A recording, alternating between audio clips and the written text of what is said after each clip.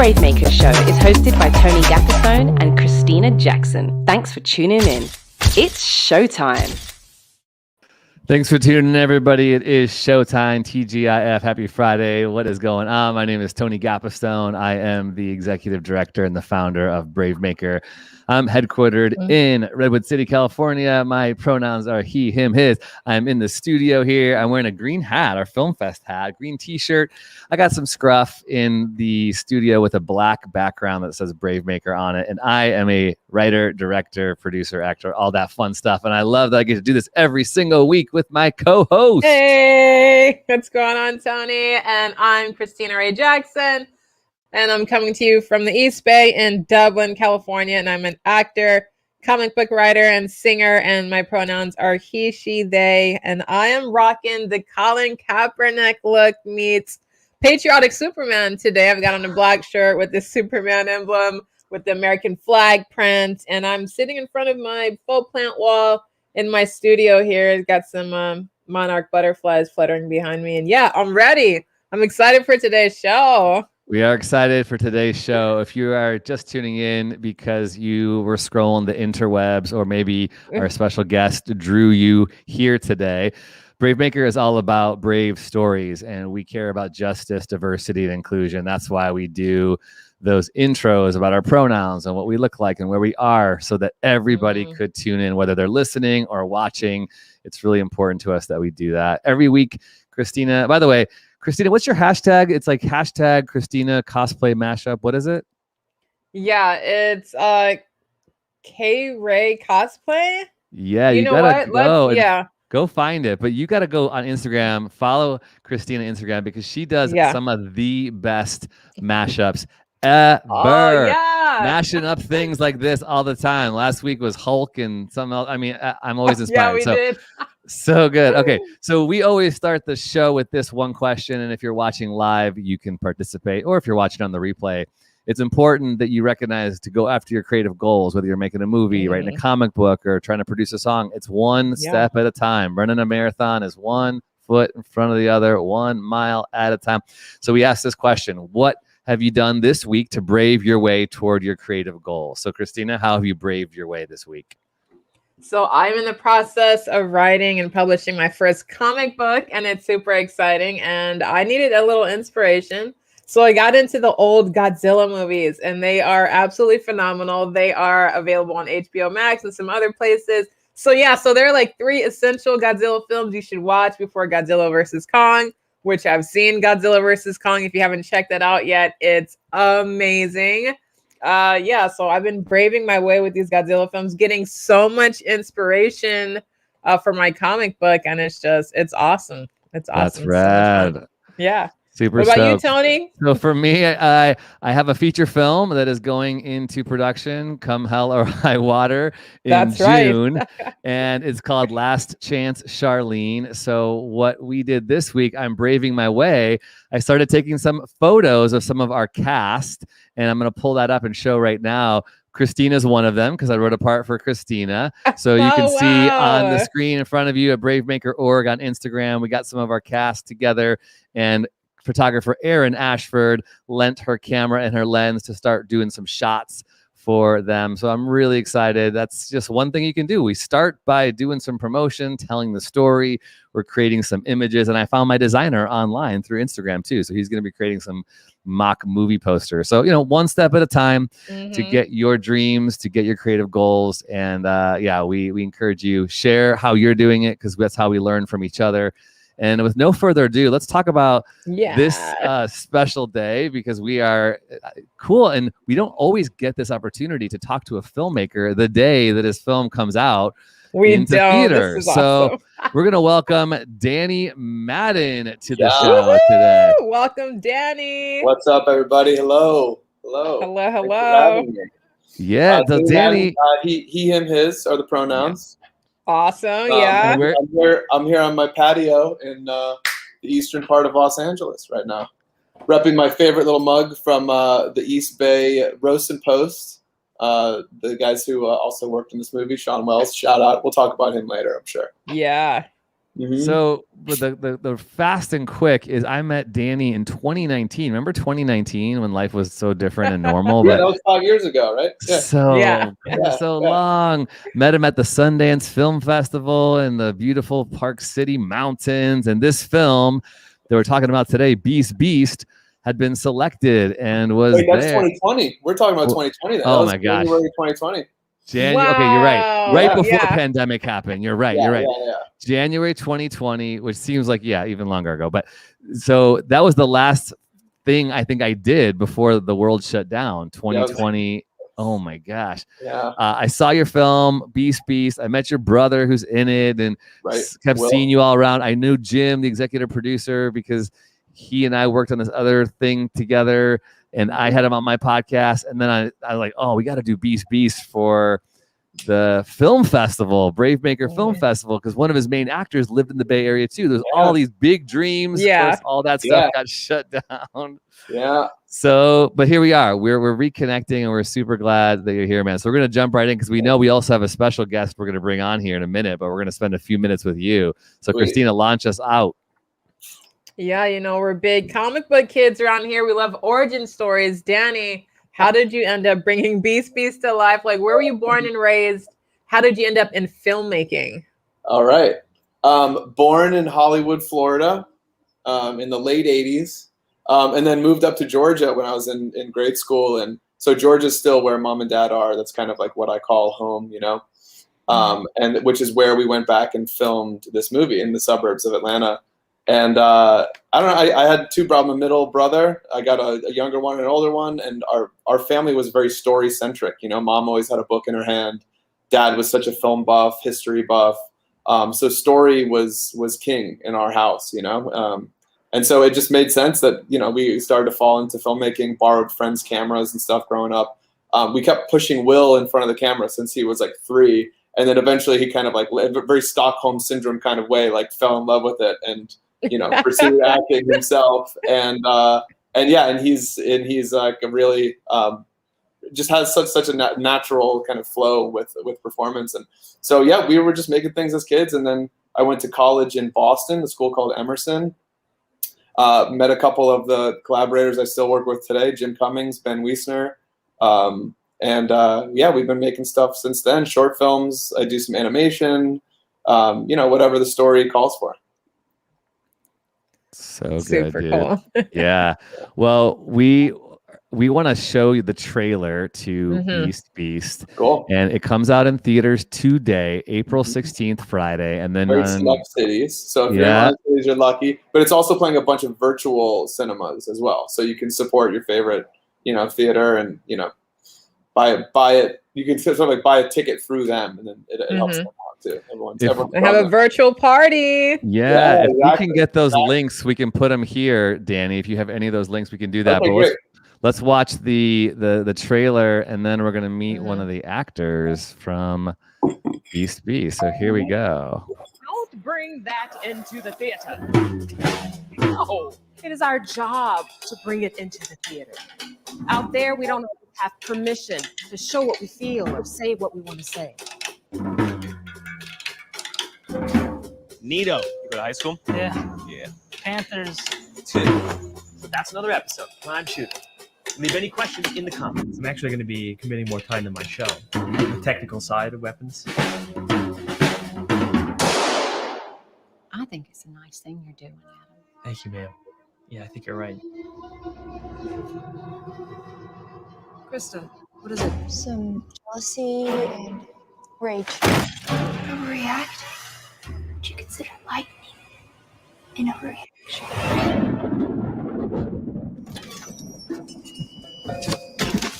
Where did you find this kid? It's out of the street. Baby. Pretty cool, huh? Yeah, this is crazy. We've got like everything you'd want or not want. Adam, you're always in here with the door closed, and we never get to see you. Are you carrying me? Shoot! Come! So I guess we're not having any fun today, huh? Yeah. Damn, I just walked up with it. Need like 4 or 5 digits. Damn, if I got it, I spend it. Pull up in the all black Civic, nigga. That's my team. That's my team. Got that juice. Got that That's your girl been hanging like a noose. Hold on.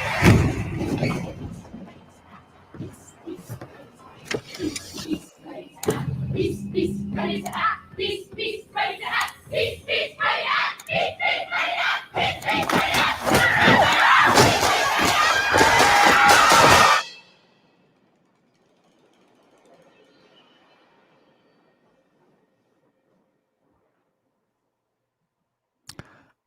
That trailer is fire. Yeah, Oh intense. my gosh.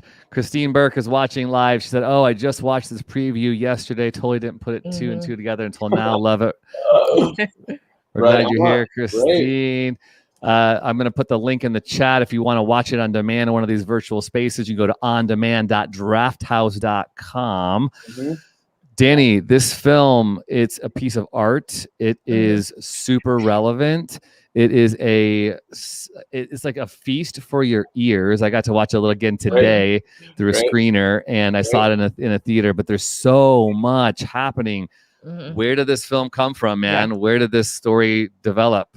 Yeah, I think for me, there's always this kind of like mound of ideas, right? It might look like a trash heap, inside here. It's just like conversations I've had and thoughts and news articles and, influences from other like books and art and photography. It just kind of like came time to try and weave something together that was long form. I'd done so many shorts over the years, and it just made sense to try and go for a feature. And so I ended up kind of stringing these 3 different stories together and trying to weave them in a way that made sense, and they all kind of lifted each other up. And then that's where it came from. I mean, there's a lot of it is responding to the times and thinking about what's going on in the world and how people are. We get very caught up in the politics of things, and I wanted to see if I could kind of scrape as much of that away as possible and just focus on the humanity of a situation like this. So that was sort of my thesis going into it. So we can see from the trailer that guns and high school students and this the tension of people, humans doing life together and rubbing up against each other. You said you were trying to remove politics and just really focus on what it means to be human. And at the same time, it's like just being human, we can't help but being bombarded by all these things, constantly, right? Yeah. Talk about finding some of these actors that you got on the screen. So I found Will Madden, my brother. He was in my house. I was about 4 years old, and there was this person in my house, this brand new person, and I was like, "Who is that?" So we've been working together for nearly 3 decades now, as far as making stuff goes, and he's just so dependable. Will's like, when you cast Will, you're basically hiring a co-writer. Like, he's going to do so much work in the role. He's going to bring so much to it that it feels like you have support in just like the storytelling. Shirley Chen, we did a short film called Krista in 2017, she plays the same character in Peace. And we were filming at her high school in Los Angeles here, and we decided to open the casting to the drama department. Like, hey, would it be cool if these kids could be in a movie that takes place in their school? And she came in and just absolutely blew us away. And we're like, okay, she's it. She's Krista. And through the process with her, we thought, let's keep working with Shirley. Let's write something more. So in sort of like that blossoming like kind of collaborative partnership, we also were trying to like step into the feature realm. So that worked out really well. And she's amazing. And had just turned 18 when we started shooting. So she was definitely had to like step up and brought so much kind of youthful energy, but like also professionalism to it. And our third lead is named Jose Angeles, and he is a South San Francisco native. There he is, right there. There he is. Wow, welcome to the day. That's okay. There he is. Peace, ready to act. Peace, ready to act. Peace. Yo. Yes. Hey, yo, So- coming at you live at Rock and Jump, San Carlos, California. Bay Area. Bay Area. I train here. I do all the flips. What you see in the movie, the stunts, is all real. It's all real. I can even approve it to you. Wow. There's no stunt doubles here, guys. It's all Jose. Right. Wow. We got a lot of other people training here. We got that guy training. We got staffs over here. So Rock and Jump in San Carlos, California, where I train. Nice. Yeah. Be Nice. ready to act. Nice. We got Jose Angeles on the scene. Yeah, we do. Now back to you. Yeah. So we met Jose and I met through our friend Sean Wells, who started Roast and Post here, which is in Oakland, over near like Lake Merritt area. And Sean was making a music video. He's the colorist on the film, and his partner Crystal did the special effects, the visual effects and stuff. And so they run Roast and Post, and they were making a music video, and they said, "You got to see this kid. Like, you check out his reel, you know." And I watched Jose. It was like this quick cut montage of like parkour, sign spinning, skateboarding, gymnastics, dance, like, you know, you name it. Jose is doing it presently, you know. And so I was like, I got to meet this dude. So he came down. He took a bus down to LA, and we just like skateboarded around for a couple days and watched some kung fu movies.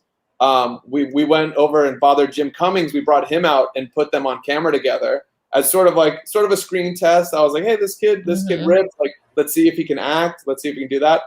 And that was sort of like the testing his mettle, you know. And we liked what we saw on screen. And then a few months later, I started writing the screenplay, and it just made sense to write a part for Mr. Jose.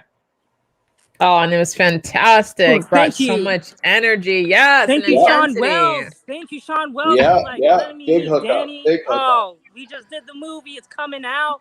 Oh man, the movie's out today.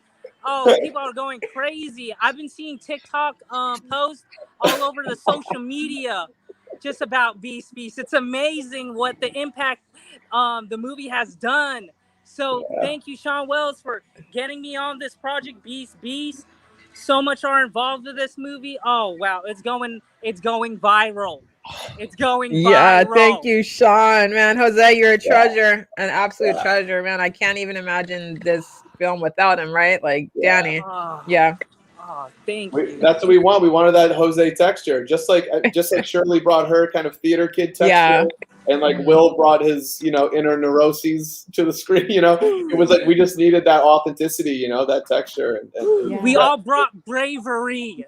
It was there you go. We all brought bravery. And you can see it, you can smell it, you can taste it in this movie. It's incredible. It's very intense. Yeah, and Jose was definitely in over his head in some ways. He came down like kind of expecting me to be holding like a little camera and filming with one other person, you know. But he shows up, and we're like, oh, the crew shows up. We're setting up lights, and he's like, whoa, oh, this is like a real movie. So like a real movie, yeah. I got a lot of work to do. So, you know, to your credit, Jose, you just like buckled down and just basically memorized everyone's lines in the whole script and just like put in so much work. And it was just so incredible, like the effort that you put into it. It's amazing. When I was at Sundance, and Jim was telling me about Beast, I needed to see it. And then, you know, Jeremy Hirsch too, Danny. So that's how I got connected to Jim through the Surrogate film. Yeah. And I had been working on this other film that I co-wrote with my friend Jeremy Valdez, another Jeremy in LA, called Spinners. And I've been telling Jim about it. And he's like, oh, well, you know, Jose, the actor in the Beast film, is a spinner. I was like, what? And he lives in the Bay Area. I was like, what?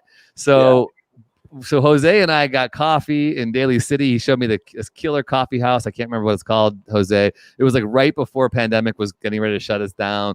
And then we became like, you were a frequent on the Brave Maker Zooms at the beginning of pandemic. He was our entertainment. We would have all of our actors and filmmakers on Zooms to try to stay together. And he was doing flips in his house, in his bed.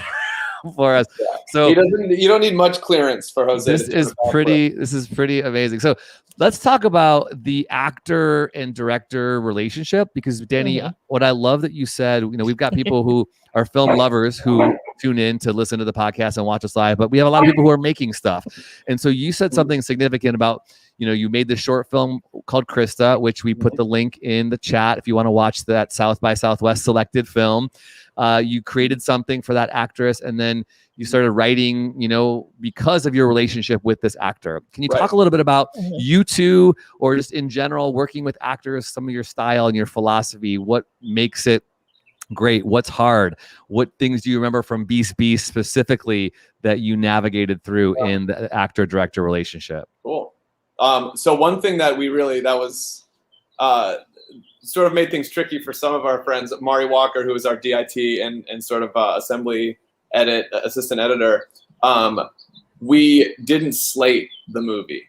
Oh, wow. So but you know, we're in the 21st century. We got like they do the little time code sync, you know, put the thing in, and then everything's time coded to time of day, you know. So sound is running over here. Camera's got the little like device that clicks in and they sync up. And then we just started in and out of filming and cutting and filming and cutting. I'm operating the camera mostly. So you just kind of give a wink to the sound guy and it's like, boom, we're going. Wow. So for me, that was a huge just process thing that kept everyone present, particularly working with 3 leads who've never been in a feature film before, you know? And specifically for Jose and Shirley, because I gave Will the brunt of the work with like very specific kind of cinematography and stuff. But with Shirley and Jose, it was a lot about just capturing that essence, you know, the youth and the glow and like their moments together. So I just wanted us to like stay really present in it. I wanted to be close to that. So I was operating the camera. We were just going in and out of shooting, and then I would stop it and I would lean in and kind of give some notes. Hey, try this, do that.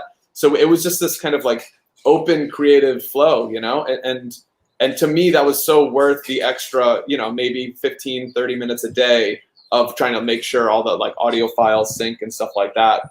And again, Mari Walker was a saint on the production in that way. Jose, you want to chat about being directed by this man? God. Danny, like, yo, when I read the script, I already knew.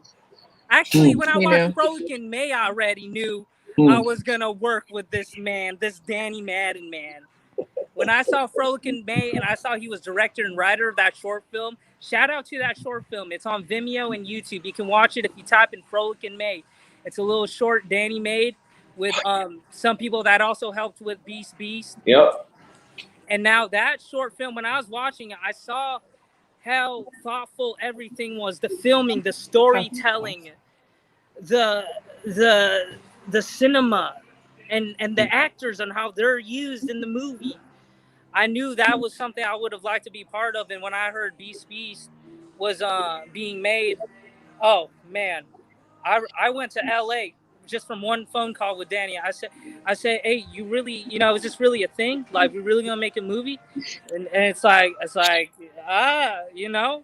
And at that point, I was like, in theory, we still didn't have all the finance. I was like, we're gonna buy you a plane ticket, and we're probably gonna make a movie when we all get down there. So I just went to LA. I already knew, because filmmaking is something important in my life. My mother and my father, they were in the film industry in the Philippines.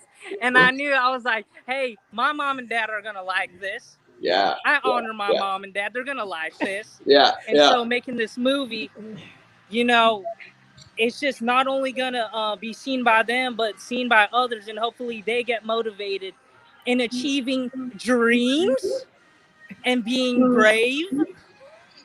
So I'm just so glad to be part of the film. When I knew Danny was gonna direct and he was gonna write it, I knew it was gonna be good. Hang on. You really took it to Georgia. The guy spends 4 weeks down in Georgia, and he said, "What's going on with that?" We got a good accent coach going on over here. Yeah, we do. Wait. I know. Jose, can you back up a little bit now? We got to hear your origin story since you brought it up. How'd you get into the film business now? I mean, I'm from San Francisco. I'm born and raised here. My Filipino parents came from Bulacan and Manila.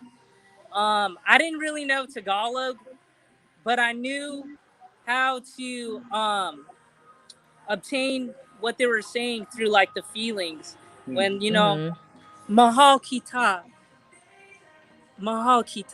which means I love you. I can feel it. I can sense it. I'm saying mahal kita, but I'm saying I love you. And my Instagram account is the Spin Dojo. It's a company, my brother Raphael Angeles, who you can search on YouTube as well. He has content. Raphael Angeles, born May 24th, 1990. That's him right there. That's Raphael Angeles doing sign spinning. Sweet. He's good. I learned a lot from him. I learned a lot from Raph, and so Raph and I, we do sign spinning, and I know Tony. Hey, Spinners, that movie, it could still be something, you know. Hey, we're Still be waiting. something. We're waiting for it. You're in. You're Maybe in. we That's all can I gotta all say. help with it. Christina, Danny. I'm on Hey, board. Sean, Let's do it. Let's make it happen. Yeah, I think I think that's another thing that we related on, Jose, is like working with our brothers so much, you know, and having that kind of like familial touch and like being motivated by the brothers and sort of like creating and being pushed by that. So I think you fell right in because Will, you know, most of his scenes, Will's character in the movie are isolated. He's by himself. So all the other days when we're filming other things, Will would come on set and work as like an acting coach. And he was helping Jose out so much. It was so cool to see them like running lines together and just sort of like talking about like the theory of acting and kind of like it's pushing that it. unconditional love. Yeah, so Jose just unconditional fell love. right into like, you know, just the kind of like brother vibe, you know, like, Mhm. and you also, Jose and Shirley and Will were all staying at Mom and Dad's house during the production. So they could each have their own little bedroom over there, you know? So There's Will. So you guys were actually in the house, in the family, getting fresh pancakes in the morning. From So Pops, good. You know? You got Mom and Pops, you know, G. That's what G? your dad would say. Shout out to your dad, G. Yeah. Ah, Jose wasn't yes, eating I enough did. that month, and my dad was concerned. Yeah. That was one of the, I think, the treats of the film was that it didn't feel like anybody was acting. You often hear that. Don't be caught acting. So true testament to you as performers, but also you know, you, Danny, and your brother Will doing the acting coaching on the side. That's really great because it felt so real. You know, I have teenage kids, and I felt like this was like a documentary for a lot of the scenes. That this is what they're going through. This is their life. This is the challenge. This is the Now, party. is this something you're going to show them? You think they'd be interested? You know, yeah. I mean, the interesting thing is my daughter is a total dramatist. You know, she's a theater actor in school, so it's all too close to home for us. And one thing is interesting, they just went back to school, and as we went back to school, their whole school now has this metal gate around it for protection, which as a father I felt like a little breath of fresh air. But as kids, they're like, gosh, this is our life now. We have to go to school inside school's this. a fortress now. That's right. In order to protect them. And as I was walking there this morning, I took my finger and I was running up against thinking about you all today. Hey, there you go, man. Yeah, that's great. I mean, that's just something that I always do, you know, being sort of a sound geek, you know, I always love to just kind of like explore little things. I had some like little stick. Oh, right here it is, right here. I picked up on a walk the other day because I kicked it and I was like, what is this? And then I picked it up and I was like, wow. You got this good, that is very good. And I was like, all right, that's coming home with me. That's so, you know, I appreciate that kind of thing and the whole like stick on the fence. So. Attention to details. That's amazing. Yeah. So yeah, I like it when that stuff sticks. You know, it can be kind of visceral for me. So hopefully that stuff translates in the film. You know. So Danny, talk to us about what decisions do you have to make when you're going to take your short film and you're going to make it a feature? Like, you know that's happening. Yeah. How do you make it happen as a filmmaker? Well, first you got to like not be scared. I mean, I think that's always the thing. Is like, I mean, especially because this is my first time doing it. You know, I was very prone to like being timid about certain things, and I'd never really worked in that kind of long form before. And it's like, okay, well, how do we crack this open? We established this sort of DNA, this like cinema voice in the short film, and it's like, how do you like expand that? And you know, I don't know, and then weave other flavors into it, you know, and so I don't know. I mean, for me, it's like the writing process is such a slog. Like you really have to just like discipline yourself and sit down and do it. There were times, and I told Jose this the other day. We were laughing about it.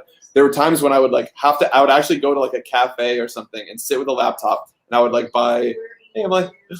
I would like buy a cookie and put the cookie down on the desk and be like, you can have that cookie when you write this scene. You know what I mean? It like got to that point where I was talking to myself like a 3-year-old, you know?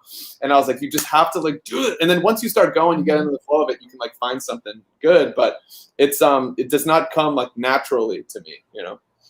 So. I love how honest that is. Yes, the writing part is so challenging. And I don't know why the discipline also is just like, you get a cookie if you can write a couple pages, then yeah. So yeah, it sounds like you're saying. I mean, that's the thing yeah. with anything, you know, if you get through it, it feels so good. So. Yeah.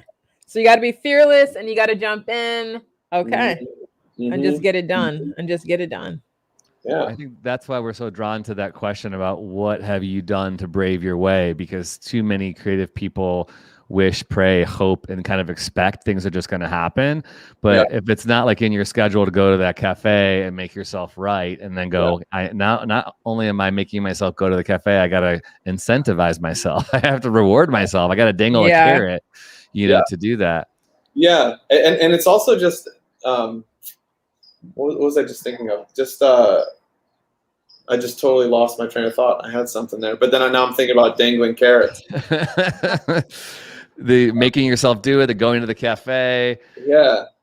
The idea of, for me, I need the sort of like completion reward, you know? I realize I'm so goal oriented that I need to like finish things. So when I have been working on these long-term projects that takes a year or 2 years, or the screenplay is going to take 4 months to write or something, I need to also be working on smaller things. And I'm talking very small. It could be write a letter to somebody, you know, and then put it, once you like stamp it and lick the envelope and you drop it in the mail, it feels like you've done something, you know. It's like, I wrote this thing, I like expressed myself, or I drew a picture, you know, on the margins, or so I like to do that. And I think having a sketchbook, keeping a sketchbook all the time for me helps, because I feel like I'm just like I'm like, cool, I finished that page, boom, done. Now I can go back to this thing that's the sort of longer form, you know? So I've learned that that's how my mind works over the years.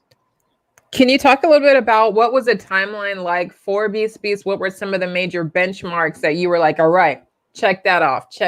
Like, I'm on my way now. That's a great question. And in this case, it's kind of fun because we had these sort of like barriers, right? We had, so Krista got accepted to South by Southwest. This was like December 2017. I found this out, and I was trying to like, oh, maybe I'll start writing the screenplay. And then once that news came in, I said, okay, Krista's going to premiere mid-March. So I said, I'm going to have a first draft of the screenplay written by mid-March. Nice. So we set that thing, and I was like, in case anybody gives a shit about this at the festival, we can turn around. I can say, here's this bigger thing. Let's expand it. Let's do it. And we were coming off our same team made Thunder Road, the short film, and then had expanded it into a feature.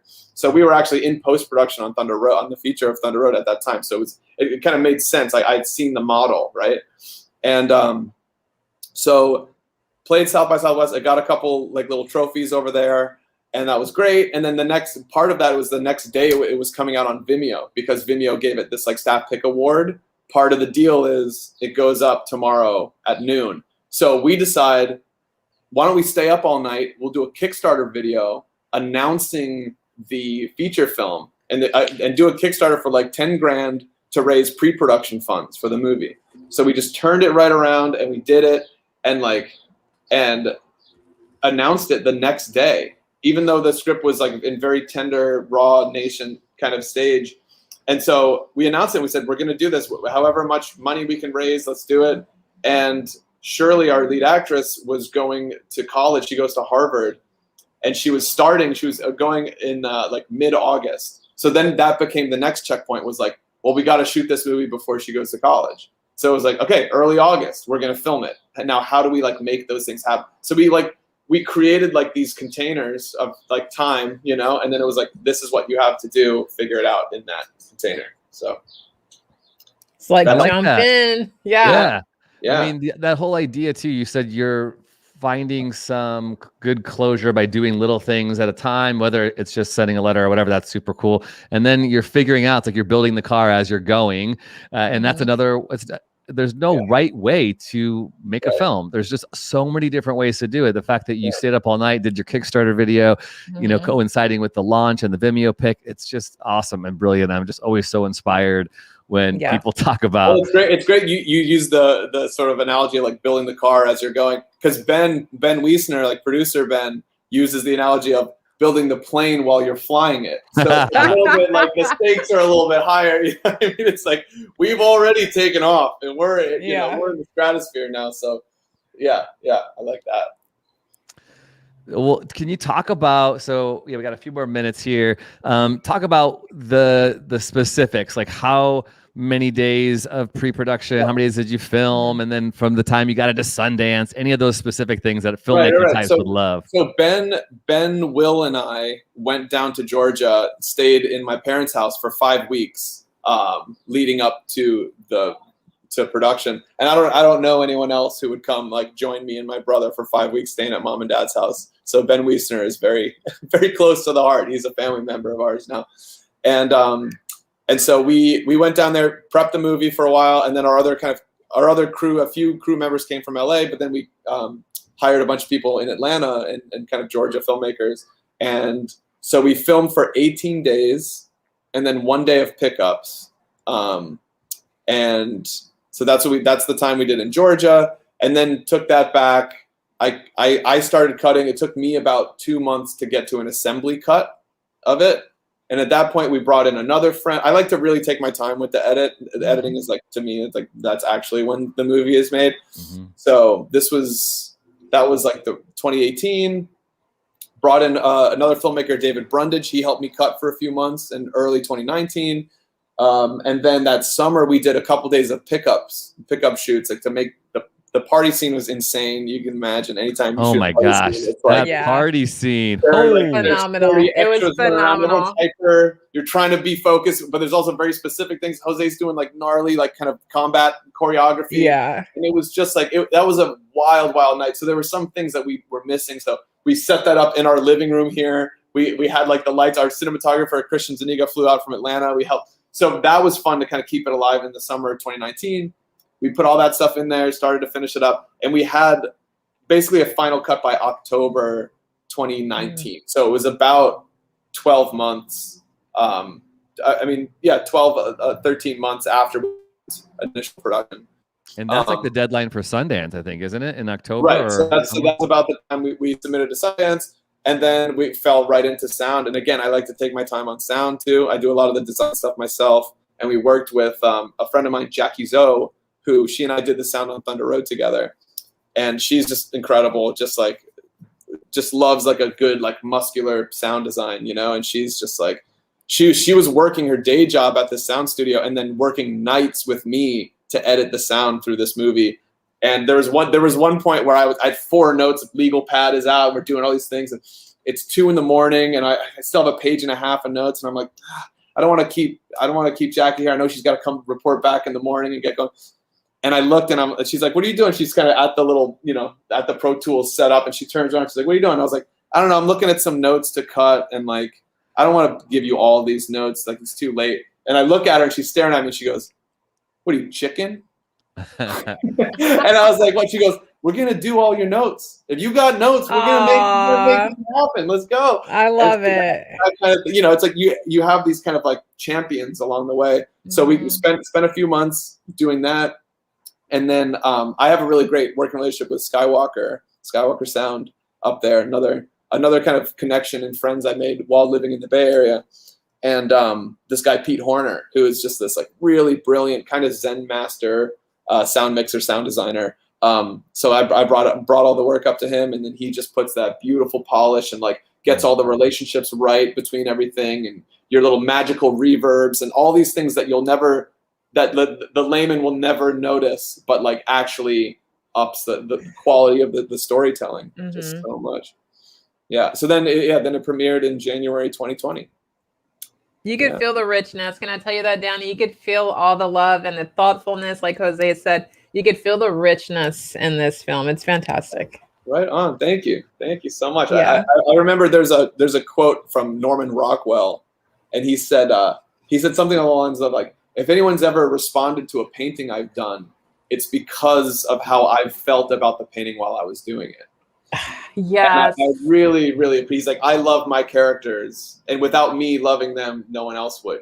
Like that kind of thing. I always think about that. So that's perfect. So great. Well, we hope good things. Jose is holding his heart over here. Yeah, man. We hope great things for Beast. If you're near the select theaters in which they can be found, please go support. independent film. Beast is in select theaters. And then it's the May 4th. It'll be coming out on demand. So all the like Amazons and iTunes and wherever you rent movies, it'll be out. Yeah, and if you want to watch it on demand right now, Draft House has an opportunity on demand.drafthouse.com.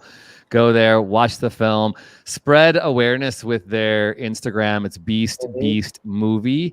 And you can see your artwork, by the way. Your poster is so good. It's like so great. That's a guy down here called Emmanuel. He goes by Midnight Marauder, and he makes these his posters are just bitching. There's just so eclectic and wonderful. So check him out too. I think his Instagram is Marauder_Midnight.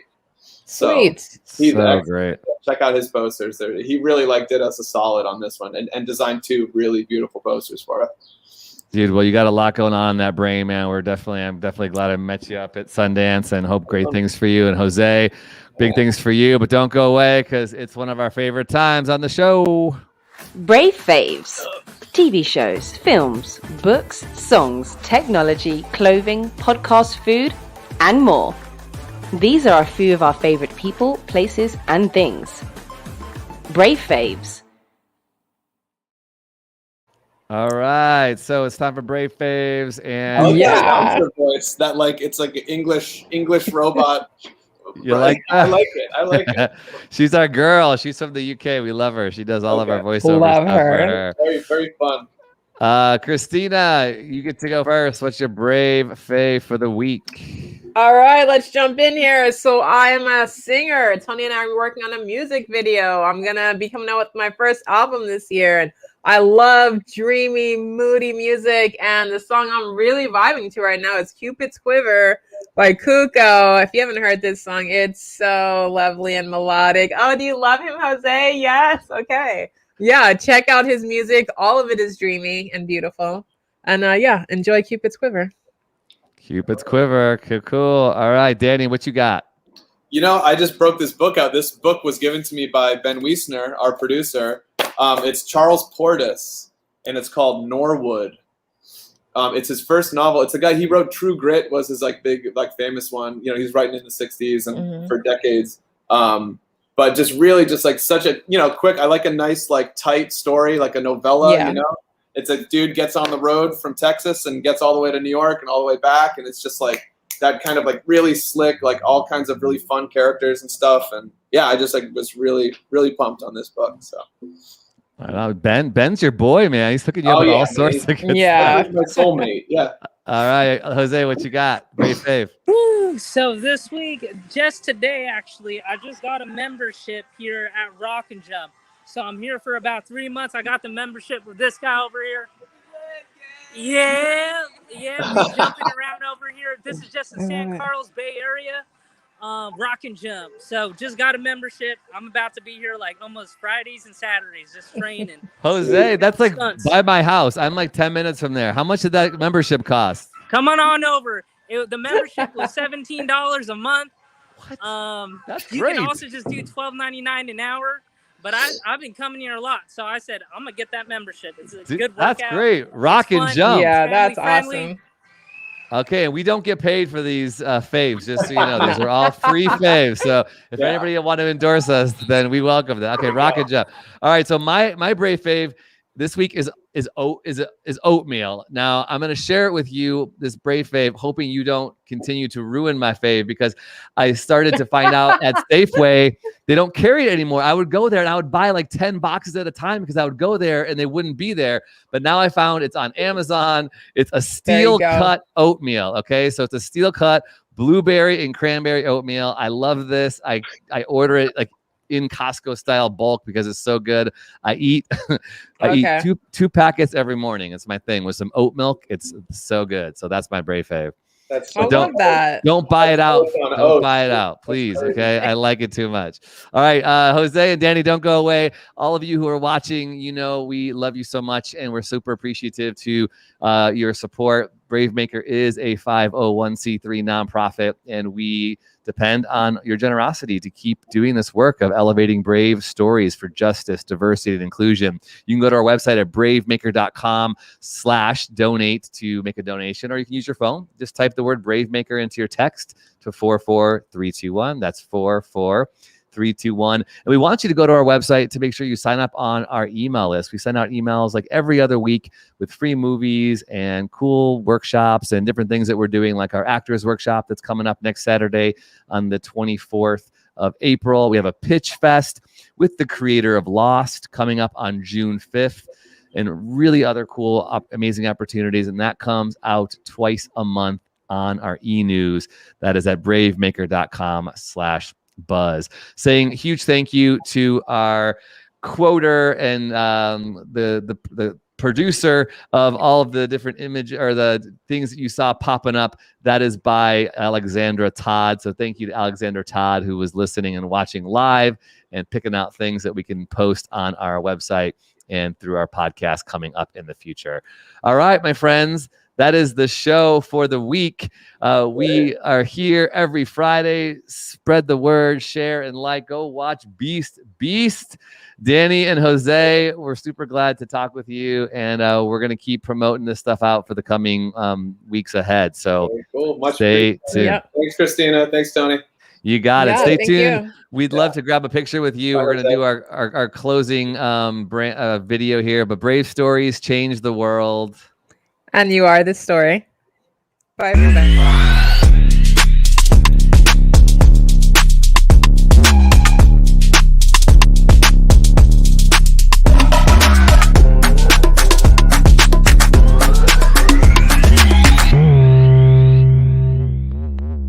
Follow us on Instagram, Twitter, YouTube, and Facebook at bravemaker.org. Like, subscribe, and share. To become a monthly donor, text the word Bravemaker to 44321 or go to bravemaker.com/donate. Thanks for tuning in.